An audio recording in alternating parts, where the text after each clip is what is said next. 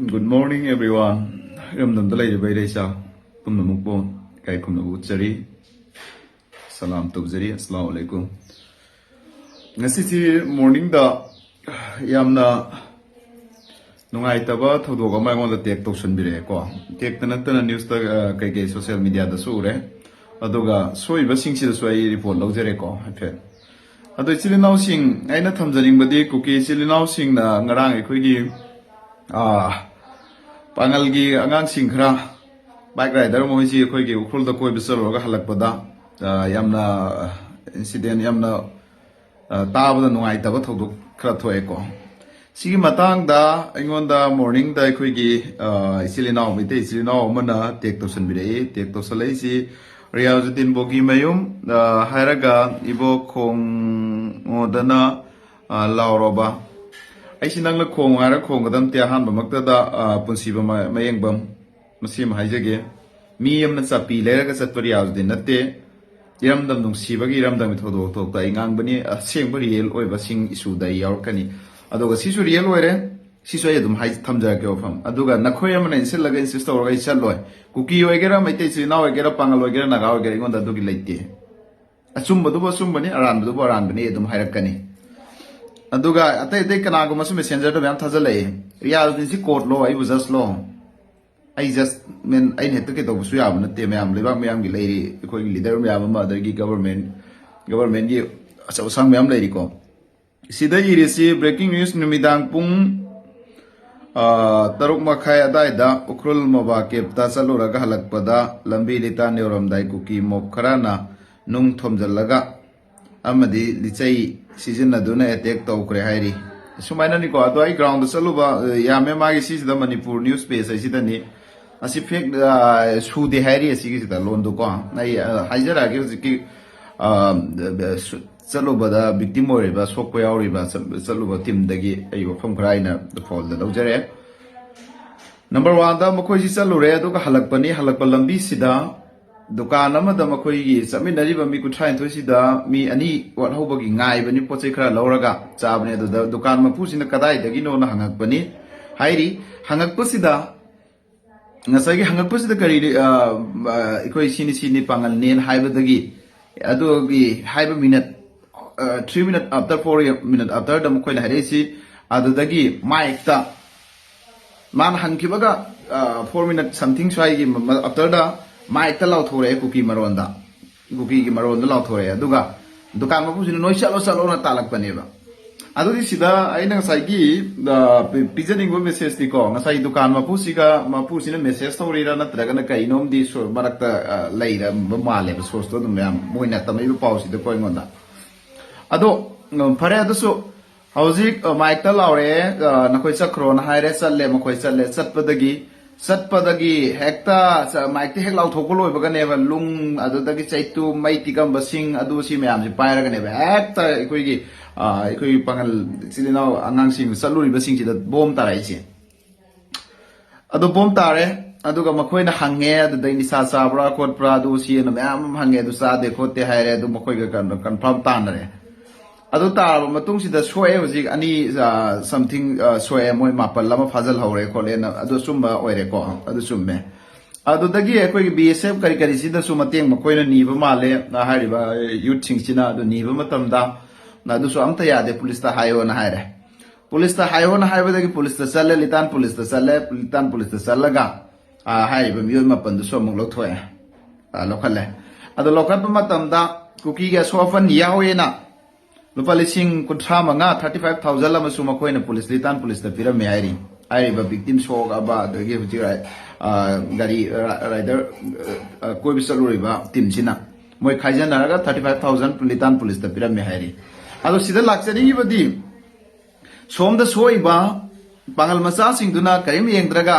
asomdagi han soe adu soe na hairaga kuki gi dagi sokpaduna adugi damakta somda soiba adudagi chumna koi bisalo karangu dragi lising kuntrang ma labi horiba ukrun gi litan police sina karamba law no na tra karamba niyom system no na tra kari no makoi ni sali si moi di police ai basidi सोकपसु सोक्तबसु खन्नबा अनिमकसु सोअदि अनिमक्तु येंगदब नत्रा सोमगी कांगुदुना सुबेन cam येंगदबिदा थादोराबा लाखल्लबा असोमदगी वकाइसु मखोइना हौबीबा मिगी चुमना कोइबा चचरुबदुदा केदौरगा थ्रिटेन तौरगा की खंगना ngana फुबा चैबा तौदना तौरिबा अदुगी सिंद्रगी लिसिंग 35,000 लहौरिसिना करी मरमगिनो सिलितान police की लितान police ता लेबा any officer ओसी ओरंबा याई मसीगी clarification लमा पिबिरो मसी यामना नुंगाइजदे अदो पंगतौसु तौबिरकनुको जिक्से याम लुबनी अदो अखोई अदुनि सिनि कायना मयाम मा आइगोंदा मो रिएक्ट लाकनी मदो तौनिंग तौरो दरकार लेते अदो अमगा थमजगे अइना हाइजनिंगबदी कुकीना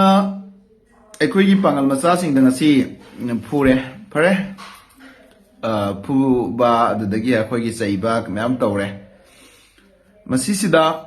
मेल लोइना कुकी सिलिनाउसिंगदा अइना हाइजनिंगबदी मालेमसिदा अखोई खतनबा हौबगी हैनबी फॉर फादर फॉर हुड अखोई लैदनको एग्जांपल ने हाइजनिंगसिदी सिदा यामना ngangagasु kana kana gumanasu nungaijadaba ma'am लै अखोई यामनासु वासे वफम जे थमरगे दो कुकी सिलिनाउ सिंग दाइना थमनिंग वफम मगा हाइजगे हौजिक मैतै सिलिनाउगा कुकीगा मतम सांगे थोगी बलांसी अदो ngasi अखोई पांगल द फुराइसिना पांगन गी कोइ ससबदा तोरिसिना कुकी सिलिनाउगे करी हाइदेनि जिंदानो मदुम सु क्लियर ओइन थम्बिरो अदुगा ngलक लैते लांसी अखोई मैतै सिलिनाउगा कुकीगा काबनाबा खानाबा लेपगा न पांगलदा बोम ताबगी फिबम नम लै एनिका अनि कम्युनिटीज अनि सी मरकता ngलक लैते अखोइदा अदो मसिदाइना हंगजनिबो क्वेश्चन दी कुकी सिलिनाउ सिना करी नुंगाइतबदगी हाइबा चलिबा अंगांग सिंगदुदा नत्रगना पांगलनी हाइबगी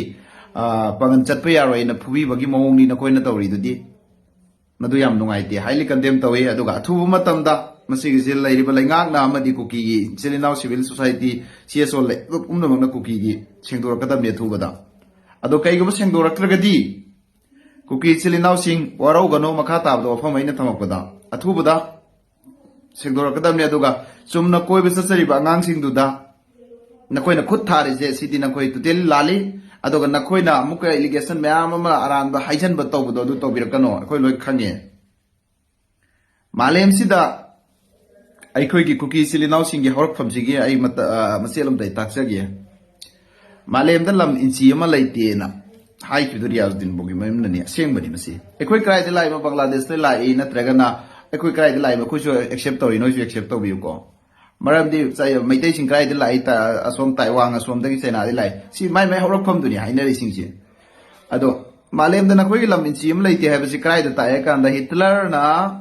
जिउस कुकी सिलिनाउ से जाम जिउस नतनी इजरायली नि को नो इजरायल दसु चलगा लान मतेंग पांगी नोइ चौम यांखै चंबे अदो मि लिसिंग मंगा समथिंग सिटीजन वेरगा सु लै अदो मी चत्रेस तनिपान खक हिटलर न हात पदा लेमगा मागी वरी सिंग दि हौना बलै हौररोय न हा ले हौबा सखाक सिंगदुना चला गसी संदोरागा मालेम पृथ्वी से कोइ मणिपुर इबन योरखरे अदुगा इजरायल पैलेस्टाइन अदु सी मयाम द लैरे को अमेरिका दसु लैरे सिनी अदुना ngलक लैते ट्रेंड लेरिबा कम्युनिटीज अमदा मी कुथ्रा मरी मंगा कुथ्रा थोई 30 हेन चटपदा नकोइना खुद थारकपसिनदि नकोइगे हौरक फमदो सबचाना तागकपा आइडेंटिफाई तौब्रा तौरकनबगी ऑफम अम लाए अइना थमजनिंगिबदि मदुगी दुना मणिपुरदा लेरिसि नकोइदा हेक्ता अखोइना केदौरे हाइबदि नते तौबुतबो लांसी लोसन्नबा न पीस ओइरबा मतमसिदा नखोइना हुजि अमुक इखोइगे पांगलदा केदौरकपसिदि मणिपुरदा लैरिबा ऑल कम्युनिटी सी नागागासु नोइ खन्नै हेक्ता अदुम मरक मरक तदुम थोइ अदो ngasi पांगलगा तौरिसि मणिपुर सी इखोइगे कुकी न पालगे कुकी सिलिनाउ सिंग न पालगे हाइरिब्रा नत्र नोइ मखादा कंट्रोल दा लैयो हाइरिब्रा मदु हारगा नोइ अनाउंस तौरोबा ऑल कम्युनिटीज इखोइ मखादा कंट्रोल दा लैरो मैतै खंग नते इखोइना पामिसि मैतै खंग लोसनबा नते ऑल कम्युनिटीज लोसन पामे हाइरोबा दुसु अनाउंस तौरोबा दुसु इखोइ येंगागे सिलेंडर तौबा यारगा ना कोइ कुकी दा सिलेंडर तौरगे कोइ ऑल कम्युनिटीज लेरिसिंग नरिन लेरगा ना दुसु हाइरोबा हाना मांगदसु थोखरेबा मोरेदा कोइ मिगी ऑफिशियल की डिपार्टमेंट की लंग लैंगोय पुबदुबो नोइना काइदोबै थिंगदोरिमो अदो मैतै गिरो ऑफिशियल डिपार्टमेंट मणिपुर डिपार्टमेंट सु मैतै गिरो ꯑꯗꯨꯁꯨ ꯅꯣꯏꯅ ꯐꯨꯕ ꯆꯩꯕ ꯃꯌꯥꯝ ꯑꯗꯨ ꯅꯠꯇꯕ ꯃꯌꯥꯝ ꯑꯃꯁꯨ ꯂꯩꯈ꯭ꯔꯦ ꯅꯈꯣꯏꯒꯤꯗ ꯄꯣꯠ ꯆꯩ ꯊꯤꯜꯂꯨꯕꯗ ꯃꯩꯇꯩ ꯏꯆꯤꯜ ꯏꯅꯥꯎꯅꯁꯨ ꯐꯨꯕꯤꯕ ꯃꯌꯥꯝ ꯌꯥꯎꯔꯤꯕꯅꯤ ꯑꯗꯨ ꯑꯩꯈꯣꯏ ꯂꯩꯃꯤꯟꯅꯔꯝꯕꯅꯤ ꯖꯁ ꯌꯥꯔꯦ ꯑꯗꯨ ꯀꯣꯑꯣꯄꯔꯦꯠ ꯂꯩꯅꯅꯤ ꯂꯣꯏꯅ ꯃꯩꯇꯩꯗꯁꯨ ꯄꯥꯡꯅꯤ ꯀꯨꯀꯤꯗꯁꯨ ꯄꯥꯡꯅꯅꯤ ꯑꯗꯨꯝ ꯇꯧꯅꯔꯤꯕ ꯉꯥꯛꯇꯅꯤ ꯑꯗꯣ ꯑꯩꯈꯣꯏ ꯄꯦꯟꯊꯣꯛꯑ ꯂꯩꯔꯤ ꯑꯗꯨ ꯅꯠꯇꯕꯤꯗ ꯑꯇꯝꯅꯅ ꯑꯩꯈꯣꯏꯒꯤ ꯀꯣꯏꯕ ꯆꯠꯄ ꯑꯉꯥꯡꯁꯤꯡꯗ ꯅꯈꯣꯏꯅ ꯈꯨꯠ ꯊꯥꯕꯁꯤꯗꯤ ꯃꯁꯤ ꯀꯔꯤ ꯍꯥꯏꯗꯦꯟ ꯑꯦꯖꯦꯟꯗꯥꯅꯣ ꯃꯁꯤ ꯑꯝꯇꯪ ꯀ꯭ꯂꯤꯌꯥꯔ ꯇꯧꯕꯤꯔꯛꯄ ꯇꯥꯔꯦ ꯗꯔꯀꯥꯔ ꯂꯩ ꯀꯨꯀꯤ CSOꯁꯤꯡ ꯑꯃꯗꯤ ꯃꯔꯤ ꯂꯩꯅꯕ ꯗꯤꯄꯥꯔꯠꯃꯦꯟꯅ ꯑꯗꯨꯒ ꯑꯉꯥꯡꯁꯤꯡ ꯁꯣꯏꯕ ꯄꯜꯂꯤꯕꯁꯤꯡꯁꯤꯒꯤꯁꯨ ꯆꯞ ꯆꯥꯕ ꯃꯈꯣꯏꯒꯤ ꯂꯩꯉꯥꯛꯅ ꯃꯈꯣꯏꯒꯤ ꯃꯇꯦꯡ ꯇꯧꯒꯗꯕꯅꯤ ꯑꯗꯨꯒ ꯌꯥꯝꯅ ꯁꯦꯔꯤꯌꯁ ꯑꯣꯏꯅ ꯀꯩꯗꯧꯔꯤꯕꯁꯤꯡꯁꯤ ꯃꯁꯤꯒꯤꯁꯤꯡꯁꯤ ꯂꯣꯏꯅꯃꯛ ꯂꯩꯉꯥꯛꯅ ꯂꯩꯔꯤꯕ ꯁꯔꯀꯥꯔꯁꯤꯅ ꯑꯩꯈꯣꯏ ꯒꯕꯔꯃꯦꯟ ꯃꯅꯤꯄꯨꯔ ꯒꯕꯔꯃꯦꯟꯅ ꯃꯁꯤꯒꯤ ꯇꯦꯛꯆꯥꯛ ꯄꯨꯝꯅꯃꯛ ꯄꯨꯒꯗꯕꯅꯤ ꯑꯩ ꯊꯝꯖꯒꯦ ꯑꯗꯣ ꯂꯤꯇꯥꯟ ꯄꯨꯂꯤꯁꯀꯤ ꯉꯁꯥꯏ ꯃꯇꯥꯡ ꯑꯩ ꯉꯁꯥꯏꯒꯤꯗꯣ ꯂꯤꯇꯥꯟ ꯄꯨꯂꯤꯁꯅ ꯑꯩꯈꯣꯏꯒꯤ ꯂꯤꯇꯥꯟ ꯄꯨꯂꯤꯁ ꯁ꯭ꯇꯦꯁꯟ ꯅꯈꯣꯏꯅ ꯑꯝꯇꯪ ꯀ꯭ꯂꯤꯌꯥꯔꯦꯁꯟ ꯑꯃ ꯑꯣꯐꯤꯁꯤꯌꯦꯜ ꯑꯣꯏꯕ ꯄꯤꯕꯤꯌꯣ ꯀꯔꯤ ꯃꯔꯝꯒꯤ 30,000 ꯑꯃ ꯂꯧꯍꯧꯔꯤꯅꯣ ꯑꯁꯣꯛꯄ ꯑꯉꯥꯡꯁꯤꯡ ꯐꯨꯕꯤꯔꯕ ꯑꯉꯥꯡꯁꯤꯡ ꯑꯀꯤ ꯑꯈꯪ ꯅꯪꯉꯕ ꯑꯉꯥꯡꯁꯤꯡ ꯌꯨꯠꯁꯤꯡꯗꯨꯗꯒꯤ ꯀꯔꯤꯒꯤ ꯂꯧꯕꯤꯔꯤꯕꯅꯣ ꯑꯗꯨꯒ ꯑꯁꯣꯝꯗꯒꯤ ꯈꯨꯠ ꯊꯥꯔꯤꯁꯤꯅ ꯀꯔꯤꯒꯤꯅꯣꯅ ꯅꯈꯣꯏꯅ ꯑꯣꯐꯤꯁꯤꯌꯦꯜ ꯑꯣꯏꯕ ꯅ꯭ꯌꯨꯁ ꯑꯃ ꯐꯥꯎ ꯑꯣꯐꯤꯁꯤꯌꯦꯜ ꯑꯣꯏꯕ ꯚꯤꯗꯤꯑꯣ ꯑꯃ ꯍꯧꯖꯤꯛꯐꯥꯎ ꯀ꯭ꯂꯤꯌꯥꯔ ꯇꯧꯔꯛꯇ꯭ꯔꯤꯁꯤ ꯀꯔꯤꯒꯤꯅꯣ ꯍꯥꯏꯕꯁꯦ ꯃꯁꯤ ꯔꯤꯌꯥꯖꯨꯗꯤꯟ ꯕꯣꯒꯤꯃꯌꯨꯝ ꯑꯩꯍꯥꯛꯅ ꯑꯦꯖ ꯑꯦ ꯌꯨꯅꯥꯏꯇꯦꯗ ꯃꯩꯇꯩ ꯄꯥꯡꯒꯜ ꯌꯨꯠ ꯑꯣꯔꯒꯅꯥꯏꯖꯦꯁꯟ UMPOꯒꯤ ꯄ꯭ꯔꯁꯤꯗꯦꯟ ꯑꯩꯍꯥꯛꯅ ꯍꯪꯒꯠꯆꯔꯤ ꯑꯗꯨꯒ ꯑꯩꯈꯣꯏꯒꯤ ꯃꯩꯇꯩ ꯏꯆꯤꯜ ꯏꯅꯥꯎꯗꯒꯤ ꯑꯩꯉꯣꯟꯗ ꯀꯩꯗꯧꯕꯁꯤꯡꯗꯣ ꯂꯥꯟꯅ ꯂꯧꯕꯤꯒꯅꯣ ꯃꯁꯤ ꯑꯩ ꯀꯩꯅꯣꯝꯇ ꯍꯥꯏꯖꯒꯦ ꯑꯩꯉꯣꯟꯗ ꯑꯦꯅꯤ ꯏꯁꯨꯗ ꯑꯩ ꯋꯥ ꯉꯥꯡꯒꯅꯤ ꯀꯨꯀꯤ ꯂꯥꯜꯂꯁꯨ ꯂꯥꯜꯂꯦ ꯍꯥꯏꯒꯅꯤ ꯃꯩꯇꯩ ꯂꯥꯜꯂꯁꯨ ꯂꯥꯜꯂꯦ ꯍꯥꯏꯅꯤ ꯄꯥꯡꯒꯜ ꯂꯥꯜꯂꯁꯨ ꯂꯥꯜꯂꯦ ꯅꯥꯒꯥ ꯂꯥꯜꯂꯁꯨ ꯂꯥꯜꯂꯦ ꯍꯥꯏꯅꯤ ꯑꯩꯉꯣꯟꯗ ꯑꯗꯨ ꯂꯥꯟꯕꯒꯤ ꯍꯥꯏꯕ ꯉꯝꯃꯤ ꯉꯁꯤ ꯀꯨꯀꯤ ꯏꯆꯤꯜ ꯏꯅꯥꯎ ꯇꯧꯔꯛꯈ꯭ꯔꯤꯁꯤꯡꯁꯤ ꯂꯥꯜꯂꯦ ꯇꯨꯇꯦꯜꯂꯤ ꯑꯩ ꯉꯁꯥꯏ ꯍꯥꯏꯈ꯭ꯔꯦ ꯃꯥꯂꯦꯝꯗ ꯃꯈꯣꯏꯒꯤ ꯍꯧꯔꯛꯐꯝ ꯈꯪꯗꯕꯒꯤ ꯇꯥꯏꯞꯇ ꯑꯃ ꯑꯩꯈꯣꯏꯒꯤ ꯆꯠꯂꯦꯕ ꯑꯗꯨꯗꯤ ꯀꯥꯟꯅꯔꯣꯏꯕ ꯂꯝ ꯈꯨꯗꯤꯡꯃꯛꯇ ꯂꯩꯕꯗ ꯂꯥꯟ ꯇꯧꯕꯒꯤ ꯋꯥꯈꯜꯁꯦ ꯁꯤ ꯊꯥꯗꯣꯛꯀꯗꯕꯅꯦꯕ ꯀꯨꯀꯤ ꯏꯆꯤꯜ ꯏꯅꯥꯎꯁꯤꯡꯅ ꯍꯦꯛ ꯂꯩꯕ ꯏꯖꯔꯦꯜ ꯄꯦꯂꯦꯁꯇꯥꯏꯟꯁꯨ ꯂꯥꯟ ꯇꯧꯏ ꯃꯅꯤꯄꯨꯔꯗꯁꯨ ꯇꯧꯔꯦ ꯑꯗꯨꯗꯤ ꯅꯈꯣꯏ ꯃꯥꯂꯦꯝꯁꯤꯗ ꯂꯩꯕ ꯃꯐꯝ ꯈꯨꯗꯤꯡꯗ ꯅꯣꯏꯅ ꯂꯝꯁꯤ ꯀꯣꯚꯔ ꯇꯧꯅꯕ ꯃꯨꯟꯅꯕ ꯅꯈꯣꯏ ꯃꯈꯥꯗ ꯀꯟꯇ꯭ꯔꯣꯜ ꯂꯩꯅꯕ ꯇꯧꯕꯒꯤ ꯍꯩꯅꯕꯤꯗꯣ ꯃꯗꯨ ꯊꯥꯗꯣꯛꯎ ꯃꯁꯤ ꯑꯩꯈꯣꯏ ꯃꯅꯤꯄꯨꯔ ꯏꯔꯝꯗꯝꯗ ꯑꯗꯨ ꯆꯠꯅꯔꯣꯏ ꯇꯧꯅꯤꯡꯕ ꯄꯥꯝꯃꯦ ꯑꯣꯜ ꯀꯝꯃꯨꯅꯤꯇꯤꯁ ꯅꯣꯏꯅ ꯀꯥ ꯊꯝ ꯄꯥꯝꯃꯦ ꯑꯦꯅꯥꯎꯟꯁ ꯇꯧꯔꯣ ꯅꯈꯣꯏ ꯑꯩꯈꯣꯏ ꯀꯨꯀꯤꯒꯤ ꯃꯈꯥꯗ ꯂꯣꯏꯅ ꯂꯩꯒꯗꯕꯅꯤ ꯅꯥꯒꯥꯁꯨ ꯂꯩꯒꯗꯕꯅꯤ ꯄꯥꯡꯒꯟꯁꯨ ꯂꯩꯒꯗꯕꯅꯤ ꯃꯩꯇꯩꯁꯨ ꯂꯩꯒꯗꯕꯅꯤ ꯑꯗꯨ ꯑꯦꯅꯥꯎꯟꯁ ꯇꯧꯔꯣ ꯅꯔꯤꯜ ꯂꯩꯔꯒꯅ ꯑꯗꯨ ꯅꯠꯇꯕꯤꯗ ꯁꯨꯝ ꯀꯨꯀꯥ ꯇꯧꯕꯗꯨꯗꯤ ꯇꯧꯔꯛꯀꯅꯨ ꯁꯦꯡꯅ ꯃꯁꯤ ꯑꯃꯁꯨ ꯊꯤꯅꯗ꯭ꯔꯉꯥꯏꯅ ꯑꯩꯈꯣꯏ ꯉꯁꯤꯕꯨ ꯀꯟꯅ ꯉꯥꯡꯗꯕꯅꯤ ꯂꯥꯟꯁꯤ ꯁꯥꯟꯇꯤ ꯑꯣꯏꯅꯉꯥꯏꯅ ꯑꯩꯈꯣꯏ ꯃꯩꯇꯩꯗꯁꯨ ꯆꯩ ꯀꯨꯀꯤꯗꯁꯨ ꯆꯩ ꯄꯥꯡꯒꯜꯗꯁꯨ ꯆꯩ ꯑꯩ ꯂꯣꯏꯅꯃꯛꯇ ꯑꯩ ꯑꯦꯕ꯭ꯔꯤ ꯆꯩ ꯑꯗꯨꯕꯨ ꯉꯁꯤꯒꯤ ꯊꯧꯗꯣꯛꯁꯤꯗꯤ ꯂꯦꯝꯅ ꯇꯣꯛꯄ ꯌꯥꯔꯣꯏ ꯑꯗꯨꯒ ꯏꯆꯤꯜ ꯏꯅꯥꯎꯁꯤꯡ ꯀꯨꯀꯤ ꯏꯆꯤꯜ ꯏꯅꯥꯎꯁꯤꯡꯅ ꯌꯥꯝꯅ ꯐꯖꯅ ꯀ꯭ꯂꯤꯌꯥꯔꯤꯐꯤꯀꯦꯁꯟ ꯇꯧꯔꯛꯀꯗꯕꯅꯤ ꯑꯗꯨꯒ ꯑꯩꯈꯣꯏ ꯃꯥꯂꯦꯝꯁꯤꯗ ꯂꯩꯔꯤꯕ ꯍꯤꯡꯂꯤꯉꯩ ꯃꯇꯝꯁꯤꯗ ꯅꯨꯡꯁꯤꯅꯅ ꯂꯩꯃꯤꯟꯅꯁꯤ ꯁꯤꯕꯗ ꯀꯔꯤꯁꯨ ꯄꯨꯔꯣꯏ ꯑꯗꯨꯒ ꯑꯣꯏꯗꯕ ꯃꯪꯂꯥꯟꯗ ꯁꯥꯒꯠꯂꯒ ꯏꯔꯝꯗꯝꯗ ꯈꯥꯡꯒꯣꯡ ꯆꯥꯏꯅꯕ ꯍꯣꯠꯅꯔꯤꯕ ꯁꯦꯄꯔꯦꯠ ꯑꯦꯗꯃꯤꯅꯤꯁꯇ꯭ꯔꯦꯁꯟꯒꯤ ꯃꯪꯂꯥꯟ ꯈꯜꯂꯤꯕ ꯀꯨꯀꯤ ꯏꯆꯤꯜ ꯏꯅꯥꯎꯁꯤꯡ ꯅꯈꯣꯏꯅ ꯉꯁꯤ ꯄꯥꯡꯒꯜꯗ ꯑꯦꯇꯦꯛ ꯇꯧꯔꯛꯄꯁꯦ ꯅꯈꯣꯏ ꯃꯗꯨꯒꯤ ꯁꯤꯒꯤꯁꯤꯗ ꯅꯈꯣꯏꯅ ꯐꯖꯅ ꯑꯩꯈꯣꯏꯒꯤ ꯀ꯭ꯂꯤꯌꯥꯔꯦꯁꯟ ꯄꯤꯗ꯭ꯔꯕ